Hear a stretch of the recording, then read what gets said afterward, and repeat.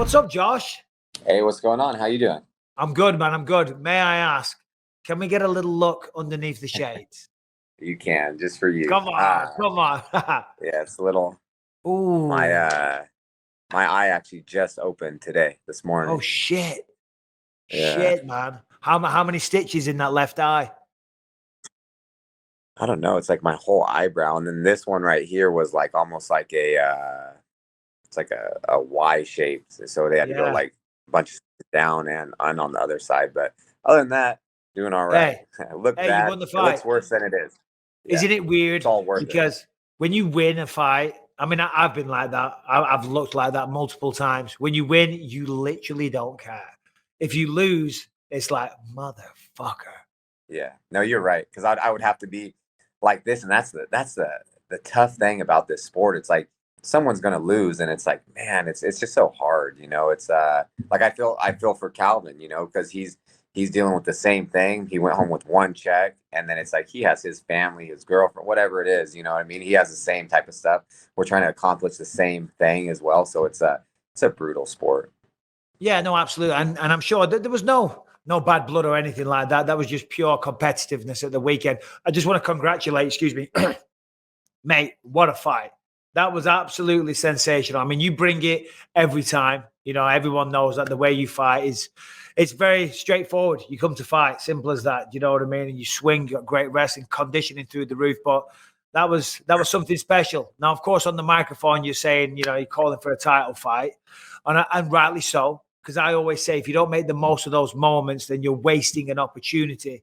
But there is, other contenders at 145. I don't want to move past that just yet, but yeah, what do you think is going to be next for you? I'm getting ahead of the conversation here, but still, fuck it. I'll commit to the question. Yeah, no, it's all good. I think I should get the, I believe I should be next in line for a title fight. I know we have Volkanovski and Holloway fighting in 2 weeks. The people in front of me, they both fought the guys at the top. They're great fighters, but like I've been saying, we need some new blood in the division. And man, I think I'm next. Yeah. Who do you think wins the next one between Volkanovski and Holloway? I mean, obviously, as we know, 2-0 Volk so far, but very, very close fights. This is why when I started asking you about that, I was like, shit, because I wanted to focus more on your fight on Saturday night. I don't just want to skim past that so quickly, but we've gone down that rabbit hole. We're going to do a U-turn in a minute, Josh. You're going to see the way I navigate this interview. You're going to be very impressed. Yeah, no, I'm not sure. They're great fighters. They're some of the best featherweights of all time. Volkanovski won the first one decisively. The second one was such a close fight. It could have went either way. People say it's a little controversial, but I think this third one is going to kind of solidify who is the better out of the two of them. And it's definitely a fight I'm looking forward to. I'm a fan of the UFC and MMA, and so I watch a lot of the fights. So I'm for this fight, and yeah, I'm going to be there in Vegas. Nice. And if you could pick one of those to be the title fight, stylistically, who would you prefer? Yeah, and it's tough, because it's like I never want someone to, like I said, lose, because we're all trying to accomplish the same thing. But I think Volkanovski and I match up really well stylistically. Yeah. I think him and I are so similar, and for once I would actually be taller than somebody by a little bit. Nice. And that always comes in handy. Anyway, let's go back to that fight Saturday night, because I want to talk about that, because we were just talking about it as you joined there. I had you clearly winning that fight 3-2, in my opinion. And I'm not just saying that because you're on here. I said that to my wife at the time when I was watching it. And of course, that was kind of the scorecards. Well, you were declared the winner. How confident were you, though, that you were going to get your hand raised? Because these days, it's the judging, they make mistakes, don't they?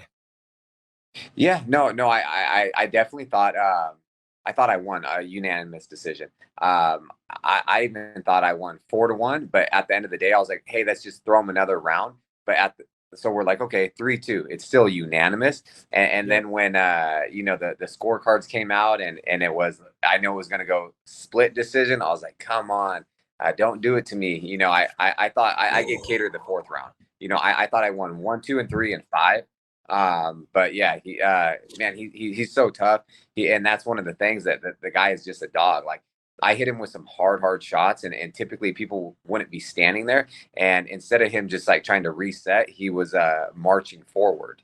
So I have nothing but respect for him, and I always have. I knew it was going to be a challenging fight, and but I came to win, and that was the only option for me, is winning.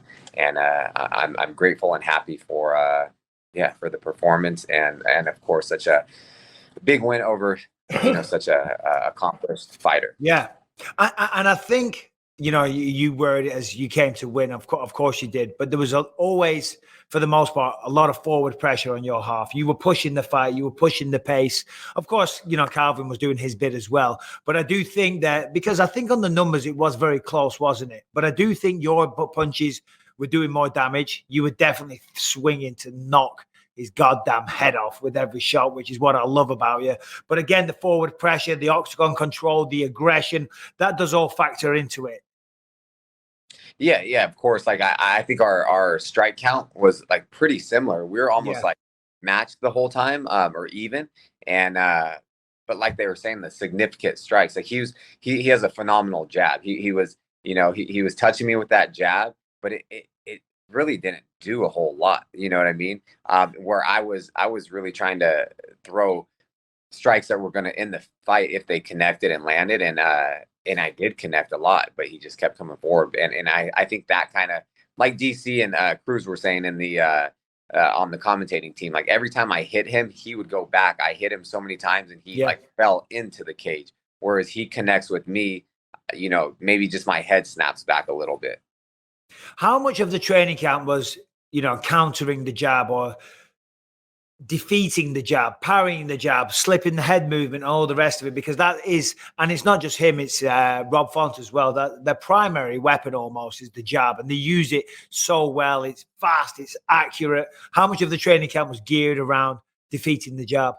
Yeah, it was just striking. I knew he was a great striker. He had a great jab, just like you said, with Font and Cater, and they have a relatively high output. But man, I can box, man. I spar one of my good friends, Ruben Torres, that's a really good boxer out of Sacramento. And then, but it's not boxing. Like if I put on boxing gloves, then you guys will see me just running combos and shelling up, and the gloves won't get through there. I'll just sit in the pocket and throw 3 5-piece combinations and keep the punches coming in bunches. But we have to be a little careful with those small gloves, because they sneak through the guard, and if you get clipped with one good shot, that can that can change the outcome of the fight. And but yeah, it was just, I always have to put myself in danger, and because I'm shorter than everybody, so I have to use my head movement. I close the distance really well, and I have to get in the firefight. Like I literally have to put myself in danger in order to land those big shots. And I knew after feeling Cater's like his jab and stuff, and like I got his timing down. He was, I'm willing to take 1 or 2 of those punches to trade or land one of my big power shots. Yeah, of course. Listen, jabs, if you deliver a good straight jab, you can generate a lot of power. That said, it's never going to compete with someone that's swinging hard fucking hooks. You can knock someone down. You can even knock somebody out with a jab. But compared to a hook from somebody like yourself, they don't even compare. So do you take a lot of inspiration from somebody like Mike Tyson? Because of course that's probably cliched. You are a shorter guy, as you mentioned, a lot of head movement, fast feet. I'm assuming have you studied Mike Tyson, the way that he trained and things like that? Yeah, no, of course. That's always been like one of my favorite boxers of all time, Mike Tyson. And he was short for the heavyweight division, and just his head movement and getting inside and ripping the body, set up those big, right uppercut or those overhands or hooks and stuff like that. I'm a huge fan of Canelo Alvarez, too, one of my current favorite boxers of all time. I've been a fan of him forever. So I definitely I like the guys that get inside and make it a fight and go for those big knockouts. Do you watch a lot of boxing? Sorry, go ahead. I would go to some of these gyms. My coach Joey takes me to these boxing gyms and stuff like that, and they call me White Tyson. That's pretty good. I like it. So you watch a lot of boxing? I do like boxing when I can, especially I got back into it over like during the pandemic, when Top Rank was running all those shows. Yeah, man, I love boxing. And I thought I wasn't gonna get in the UFC. I thought it was, I was so close so many times, and then my boxing coach were like, "Hey, let's just, let's go pro as a boxer and just kind of go that route." And then it ended up I got the call. So were you? I thought you were a wrestler first. Am Yeah, I? no, Oh, no, you you're were. right. You were. Yeah. I just thought you were a wrestler, but you've always had an ability with the hands. Is that something you think you want to do one day? As we know, there's Jake Paul. No disrespect, you're a shorter guy. You fucking fit. You fit the description perfectly. Needs a smaller guy who doesn't weigh as much that wants to box. Would you take the fight? Oh yeah, hands down, I would. And I would actually box. I'd work the body. I would Yeah. box. I wouldn't load up, and it wouldn't look like an MMA fight. That's for sure. But yeah, no, I would love to. Especially those crossover, and there's so much money involved in it, and that's one of the main reasons why I fight. I just feel like I'm good at it, and I'm trying to just set up like my family and stuff for the future. So of course, 100%, I'd fight anyone in a Yeah. big boxing match, any weight class, as long as I got one of those big paydays. Are you a family man, Josh? You got kids? We don't have kids. My wife and I are Okay. like ones out of all of our friends that don't have kids. Well, you're lucky. Enjoy it while it lasts. And we see how hard it is. That was always the plan 5 years ago, and then it's like we got to where we're at now, and we know in the next few years we do not want kids, but we also don't want to wait too long to where we have any type of regrets. Yeah. But we're constantly revisiting that discussion, like frequently, it seems like. I don't want to hear about the discussion. Save that for the bedroom, please. No, listen, mate, you're doing the right thing. It's so hard. I mean, you know what this takes as a career. I don't need to explain to you. And when children come along, of course, it's just, I don't want to say a distraction, because that's almost like it's a negative word. It's a beautiful thing, but still, being a fighter, you got to be almost selfish, and as you know.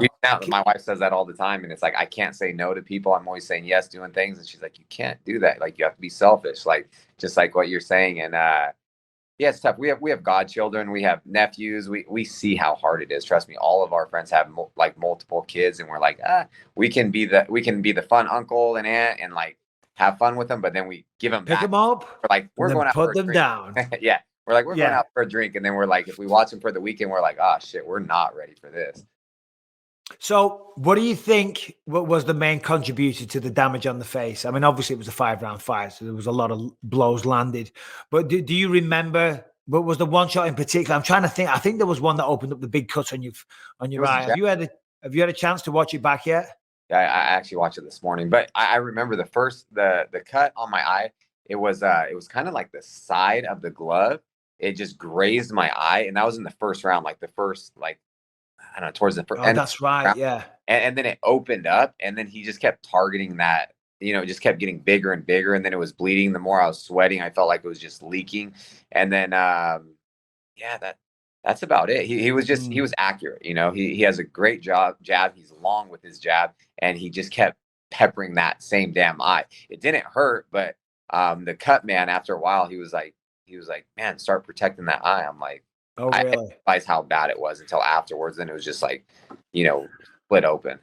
Yeah, I was going to say, it's never a good idea a good sign when the cut man is starting to get concerns like, shit, you got to start protecting this eye, kid. What the hell? Then the ref came in like before the 5th round. He came in, and I was like, oh no. So the first thing I said is like, all right, I'm good. And he's like, let me look at the eye. I'm like, oh, it's good. But he let me continue because I saw they stopped the fight early night from a cut, and man, I'd be so pissed. Yeah, no. You just took me back because it's nerve-wracking, isn't it? When the referee we're going to bring the doctor in, you're like, I'm fine. They're like, listen, dickhead, you don't get a say in this. We're gonna decide if you're fine. Oh my god. So you're saying you want to fight for the belt? Of course, you're on a 5-fight win streak. Some tremendous fights. You good? What are you getting there, Josh? Coffee, water, beer? No, my wife, she's like I said, we have dinner at 5 o'clock. So she was just calling the Uber. So I was going to walk down the hallway, but I don't want to. No. You got to get going. Well, just real quick. If a title fight doesn't materialize, who would you settle for? Man, I don't know. It's like, I'm telling you, I want to fight for the title. I feel like it's my time. It's our time. I want my shot. I just need the opportunity. So, I'm sticking to that until I get it. Well, the fights that you've delivered, you should get it. I mean, that fight against Shane Burgos is one of my all-time favorites. Absolutely unbelievable. Where are you headed for dinner, Josh? We're actually going to Sushi by Scratch. It's the Joe Rogan recommended it. Oh, nice. So we're gonna go check that out. We heard it's like a phenomenal place. It's like 40 minutes away, so we'll be a little late. Shit. But, well, you got to get out of here then. It's all good. You got to get out. Well, listen, thanks for joining by, stopping by last minute. And I know you're very busy. Your face is still black and blue, so we really appreciate it, Josh. Nice to talk to you for a few minutes. All the best. All right, cool. Thanks, Bisping. All right, man. Thanks, Josh. Appreciate it, buddy. All right, you have a good one. Take care.